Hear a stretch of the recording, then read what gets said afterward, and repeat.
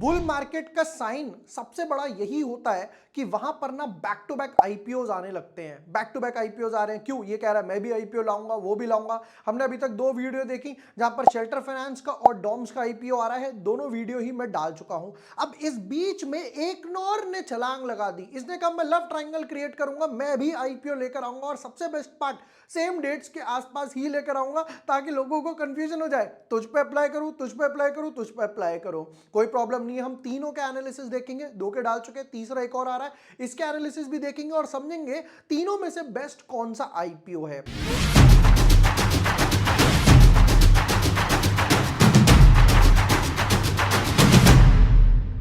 Hi everyone, my name is Vibhor Vashne, I am a SEBI registered research analyst. आज के video में एक और आईपीओ आया है आइनॉक्स ग्रुप का, उसके अंदर देखने वाले हैं। अभी तक हम लोगों ने देखा आइनॉक्स विंड और उसके बाद पीवीआर आइनॉक्स का तो मर्जर हो चुका, तो ये यहाँ पर एक रैली इतनी अच्छी आई है। अब इस ग्रुप का जो एक और आईपीओ आया है, क्या इसमें भी एक और रैली आएगी या नहीं आएगी, ये हम लोग आज के एनालिसिस करने वाले हैं। लगाना है, नहीं लगाना है, नहीं लगाना है तो धक्के मारो, बाकी के दो तो है ही हैं, और लगाना है तो देखते हैं कितना लगाना है और कितना लिस्टिंग गेन एक्सपेक्टेड है। चलो without wasting further time deep dive करते हैं अपने एनालिसिस में। But yes, before moving ahead, अगर अभी तक आपने चैनल सब्सक्राइब नहीं किया है, जैसे यहां पर इंडियन शेल्टर का डाला था, बिग ब्रेकआउट स्टॉक एक दिन में ही 6-7% गेन्स देकर गया।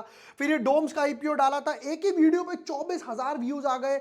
मंथली सीरीज है, उससे भी इंपॉर्टेंट बात, हम लोग शॉर्ट्स वगैरह डालते रहते हैं जहां पर 1 मिनट में 2 स्टॉक के एनालिसिस करते हैं। चलिए जी, शुरू करते हैं एक और आईपीओ के साथ, आइनॉक्स इंडिया आईपीओ, आइनॉक्स सीवीए। देखते हैं क्या है, बिजनेस मॉडल क्या है, किस चीज में काम करते हैं, फाइनेंशियल्स क्या है।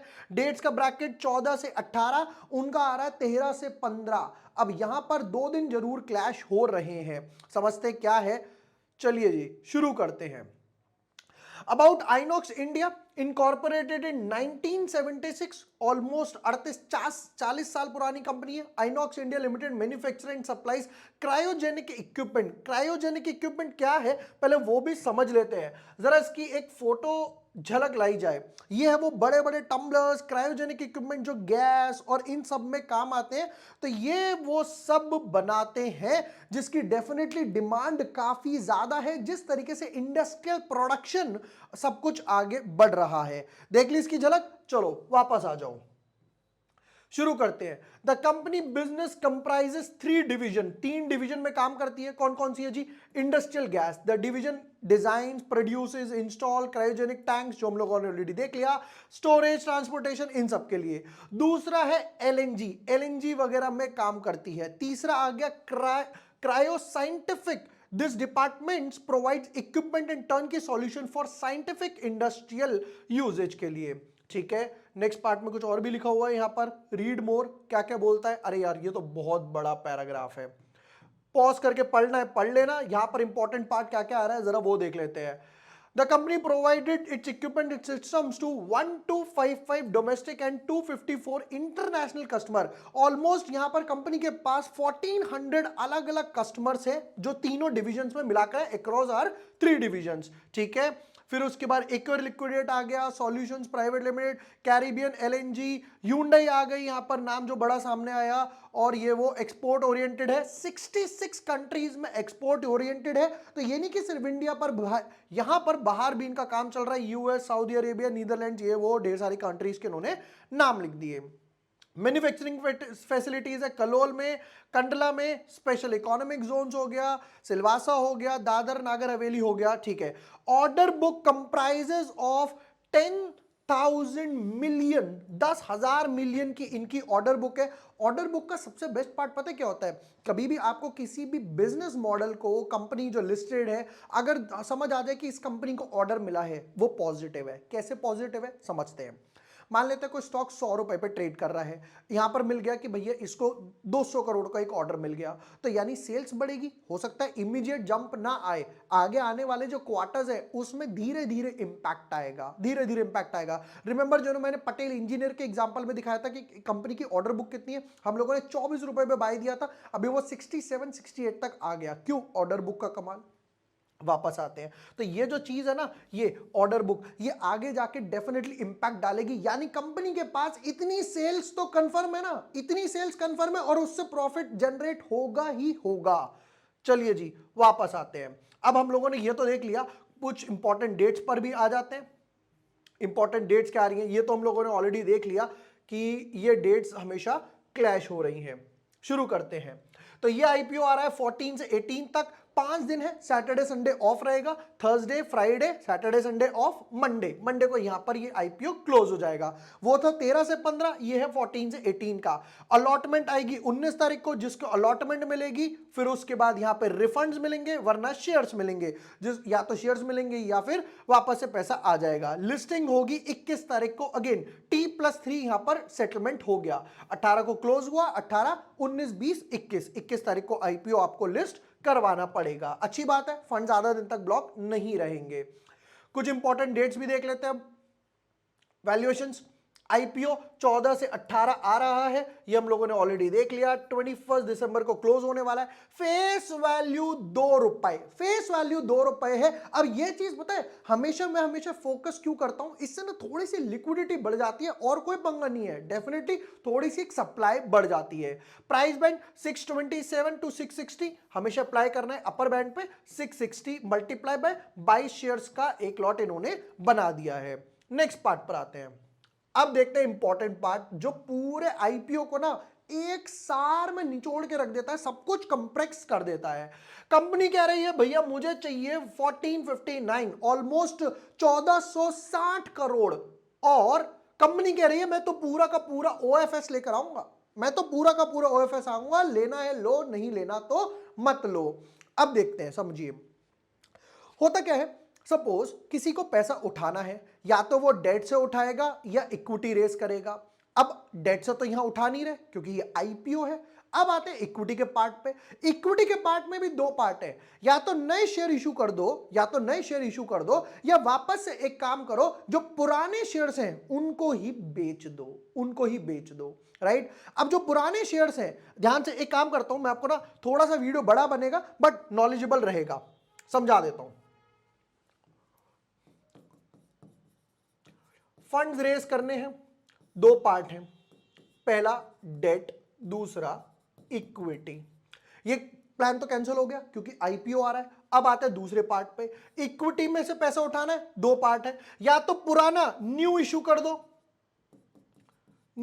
कर दो, ये पुराना वाला जो है उसको सेल कर दो, यानी कि ओएफएस। ठीक है, ये प्लान तो यहां पर कैंसिल हो गया। अब इस पार्ट पे आ जाते हैं, जो न्यू इश्यू होगा तो उसमें नए शेयर सब्सक्राइब करोगे, नए शेयर इशू करोगे, तो ये पैसा जाएगा कंपनी के पास, ये पैसा जाएगा कंपनी के खाते में, कंपनी के रिजर्व्स में। कंपनी से अपनी सेल्स बढ़ा सकती है, प्लान्स बढ़ा सकती है, प्लांट्स ऑपरेशनल उन काम में लगा सकती है, या डेट उतार सकती है, जो भी कंपनी को ठीक लगता है। बट अगर ये ओएफएस आता है तो जो अपना माल काट रहा है, जो अपना माल बेच रहा है, ये पैसा उसके खाते में जाएगा।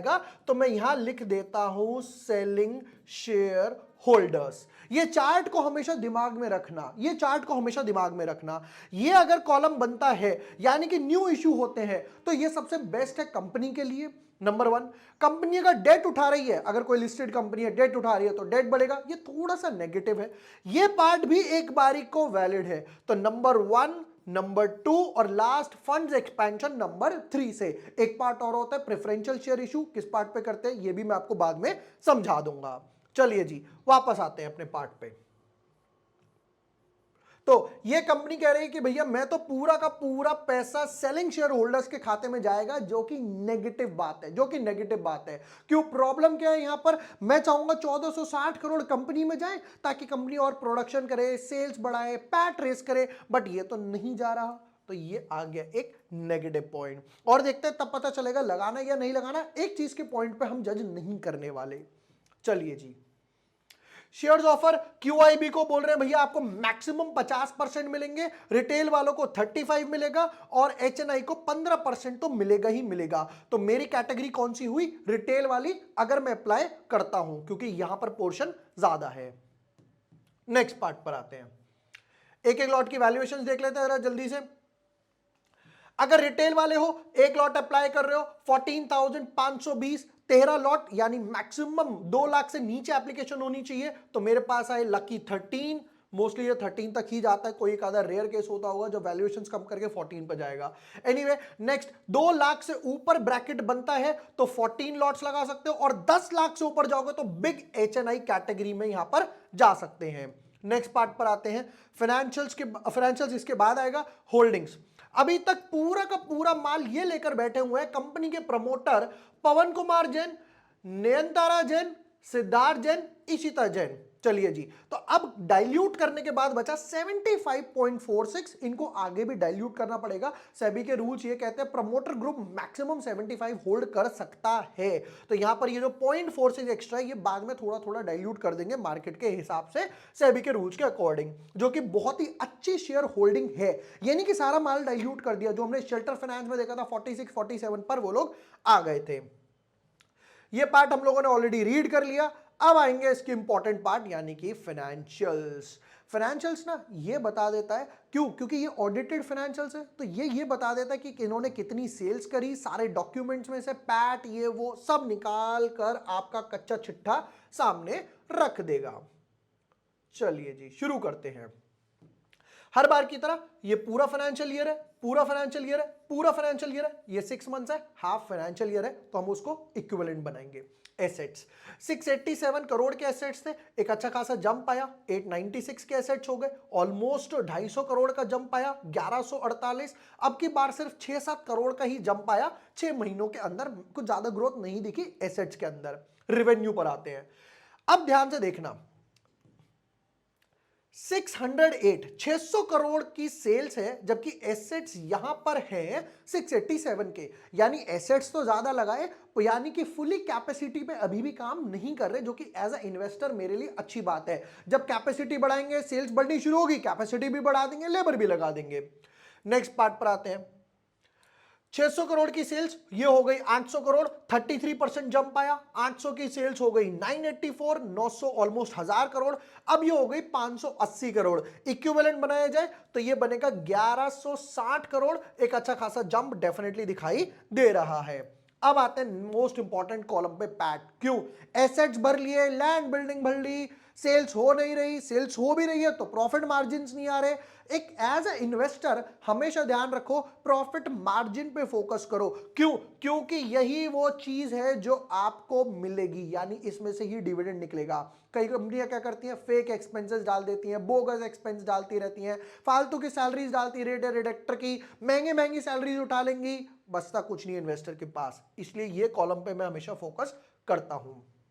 पैट 600 करोड़ की सेल्स कर रहे हैं, 96 करोड़ के आसपास आ रहा है, मार्जिन्स बने 16% के।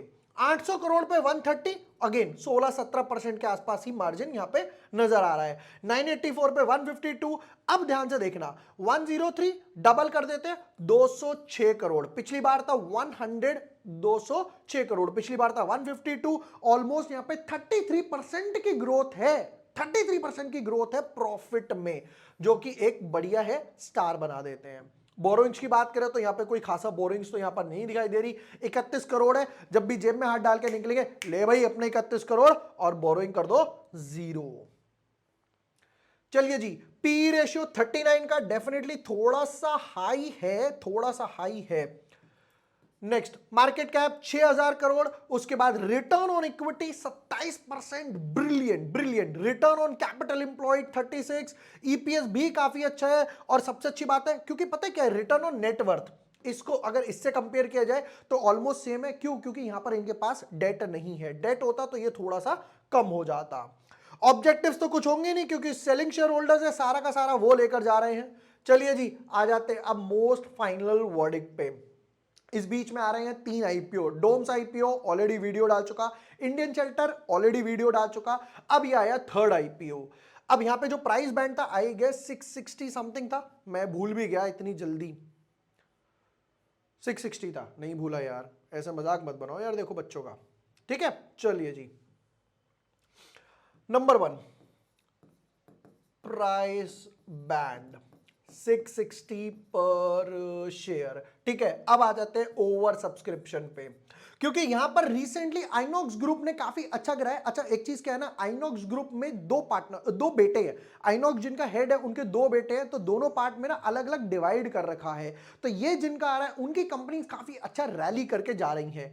ओवर सब्सक्रिप्शन की बात करूं तो यहां पर I am expecting 40 times plus over subscription, क्योंकि ग्रुप जेन्युइनली अच्छा कर रहा है। और इंपॉर्टेंट बात है, ऑर्डर बुक काफी अच्छी लग रही है इसकी।